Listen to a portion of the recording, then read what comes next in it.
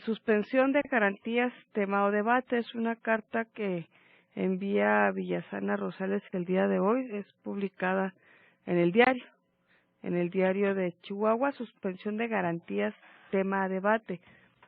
Con motivo de la situación que priva en el sur del país, así como en la sierra de Chihuahua, hemos opinado que debería de decretarse la suspensión de garantías, estableciendo un régimen excepcional que permita al que debería de decretarse la suspensión de garantías, estableciendo un régimen excepcional que permita, perdón, estoy repitiendo, lo que pasa es que están letras muy pequeñas, presidente de la República tomar las determinaciones más inmediatas, necesarias con el objeto de hacer frente a la delincuencia, la inseguridad que ya forma parte de la vida cotidiana en varias regiones del país. Con el debido respeto que me merecen los señores diputados que opinaron respecto a este tema y desienten de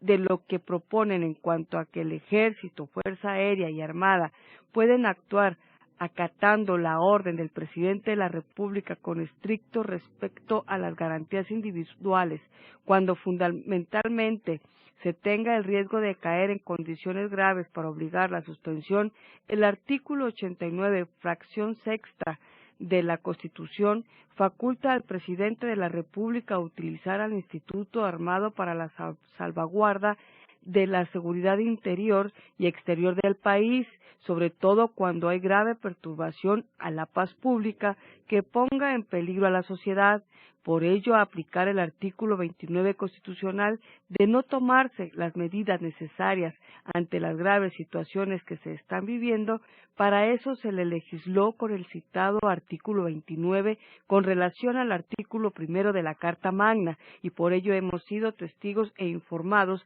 por los medios masivos de comunicación del llanto y lamento de los habitantes de los estados de Oaxaca, Michoacán, Guerrero y la Sierra de Chihuahua. De ahí entonces, con todo el respeto que me merecen los expresados por los señores diputados, los invito a reflexionar y en una mesa de análisis opinemos de este grave problema y con ello daríamos tranquilidad a la sociedad en que vivimos. Hacemos votos porque la situación del país cambie para tranquilidad de todo el pueblo de México. Qué fuerte.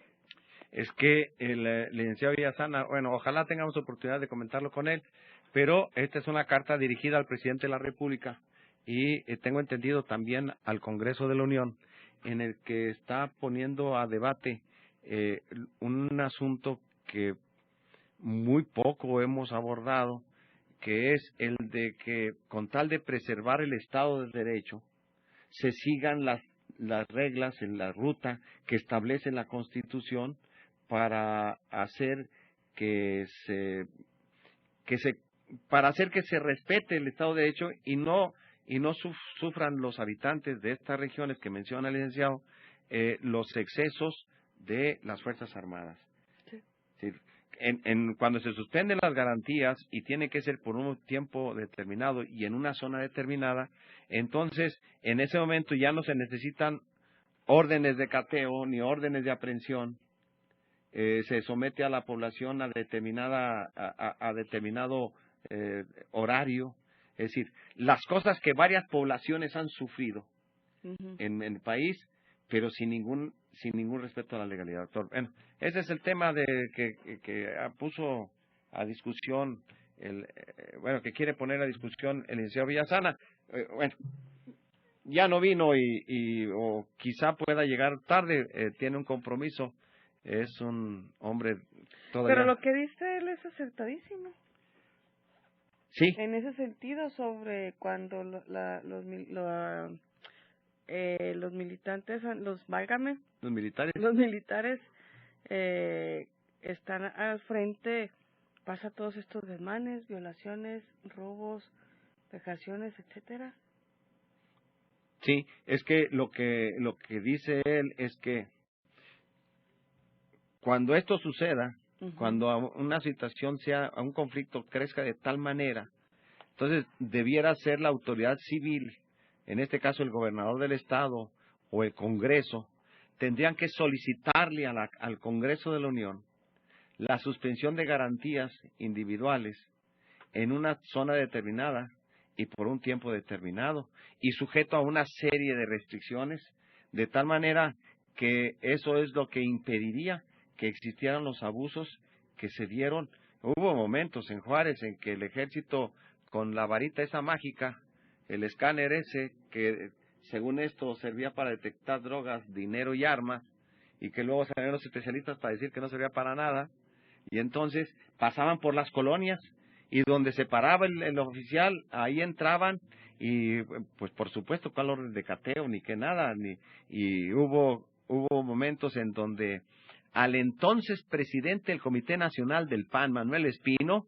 fueron y le allanaron su casa, y tuvo que pedir la ayuda del Procurador General de la República para que impidieran esos desmanes. A otros destacados funcionarios partidistas y funcionarios públicos del PAN de ese momento también les tocó. Bueno, estos desmanes son los que debieran impedirse y someterse a un procedimiento que existe en nuestras leyes y reglamentos, de tal manera que la suspensión de garantías era un asunto que tendría que resolverse. Particularmente, por ejemplo, en Michoacán, en este momento, bueno, pues nomás vemos los enfrentamientos y múltiples enfrentamientos en una buena parte del territorio estatal. No hay gobernador. En la práctica es el secretario de gobierno quien está supliendo las múltiples licencias de Fausto Vallejo, y nadie se hace cargo de la conducción de los operativos que por su cuenta hace el ejército, por su cuenta hace la Policía Federal, y a propósito, en ese territorio es en donde un vicealmirante de la Secretaría de Marina se le ocurre salirse de la carretera principal de la autopista ante un bloqueo, agarrar una carretera secundaria y luego ser asesinados él y uno de sus escoltas, pero además en este territorio sin ley, a ese vicealmirante no se le ocurre hablarle a sus superiores para informarles por dónde va. Bueno, en ese territorio es donde se debe discutir si es necesario la aplicación de la suspensión de garantías para que exista un ordenamiento y una vigilancia gubernamental sobre los operativos que se hacen para combatir a los traficantes. Y Michoacán, bueno, pues todo el mundo va a entender que Michoacán sufre cosas terribles, pues cuando aquí hemos visto que el precio del aguacate, por ejemplo, ha subido a niveles increíbles, por encima de los 60 pesos, es porque las bandas criminales piden las cuotas de extorsión a los productores de aguacate y les ponen una cuota a la salida de cada tráiler de la zona productora de aguacate. Ahí está. ¿Cómo verán esta invitación a una mesa de análisis? Bueno, pues los diputados, los diputados federales de Chihuahua.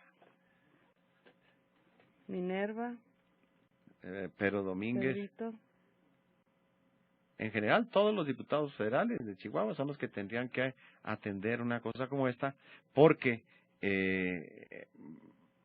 pues es que ya no solamente es un rumor, es un conocimiento extendido que saliendo de Cuauhtémoc hacia la sierra, hacia el noroeste, es tierra de nadie, en donde los retenes que se instalan, los habitantes de Krill tuvieron que firmar un desplegado, dirigírselo al gobernador del estado, para que fueran escuchados y atendidos en una mesa de trabajo que encabezó el secretario de gobierno, Raimundo Romero, pero lo que dicen en esa carta que le enviaron al gobernador del estado, dicen hasta hay una zona, un tramo carretero en donde se establece un retén de manera cotidiana. ¿Por qué no atender esa denuncia? Entonces, esta discusión no es en Michoacán y Guerrero solamente, es una discusión también para el estado de Chihuahua, para zonas del estado de Chihuahua, en donde constantemente nos llegan los rumores, luego que son desmentidos o confirmados por las autoridades estatales, de múltiples enfrentamientos en Guadalupe y Calvo, por ejemplo, en donde dice una buena parte de los amigos que tenemos, que nos informan, dicen es que acá no hay ley, la ley que existe es la de las bandas criminales, y lo que se sabe de los actos criminales que se dan acá es en mínima parte frente a lo que sí llega la información allá. Entonces, sí se vive en situaciones verdaderamente preocupantes, y no solamente Guadalupe Calvo, hay varias zonas. Yo tengo muchos amigos acá por las zonas de Bachíniva, de Namiquipa, de Gómez Farías, en donde pues las bandas criminales establecen retenes y hasta normas morales. Han detenido a conocidos nuestros porque andan tomando cerveza en el vehículo, y entonces les dicen, los castigan y les dicen que no pueden andar tomando cerveza arriba de sus vehículos ni después de las ciertas horas de la noche, después de las 7, 8 de la noche, dependiendo de la temporada.